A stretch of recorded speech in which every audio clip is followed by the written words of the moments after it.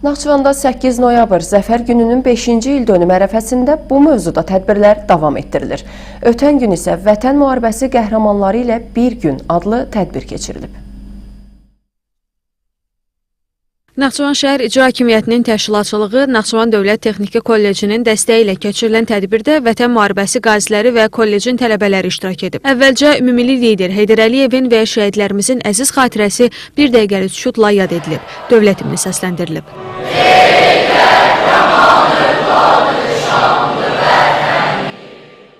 Naxçıvan şəhər İcra Hakimiyyətinin Vətən müharibəsi iştirakçıları və şəhid ailələri ilə bağlı işin təşkili şöbəsinin müdiri İsmail Gülməmmədov, Naxçıvan Dövlət Texniki Kollecinin direktoru Asəf Ruşanov, Naxçıvan Qaziləri İctimai Birliyinin sədr müavini Firuz Məmmədov çıxışlarında 44 günlük Vətən müharibəsindəki haqq mübarizəmizə diqqət çəkiblər. Vurğulanıb ki, Vətən müharibəsində həmçinin lokal antiterror tədbirləri nəticəsində düşmənə layiqli cavab verilib, 30 ildən artıq işğal altında olan əzəli torpaqlarımız Ali Baş Komandanın qətiyyəti, ordumuzun gücü sayəsində işğaldan azad olunub. Bugün doğma Qarabağımız çiçəklənir, yenidən qurulur. Müharibə iştirakçıları ordumuzun şanlı döyüş yolundan danışıb, tələbələrin suallarını cavablandırıblar. Sonda şanlı zəfərimizdən bəhs edən video çax nümayiş olunub. Xosrov İbrahimov, Arzu Sadiqov, NTV Xəbər.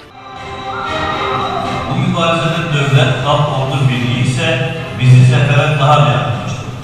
Bir qulluq kimi birləşən xalqımız hər addımda ordumuzla həmrəyliyi nümayiş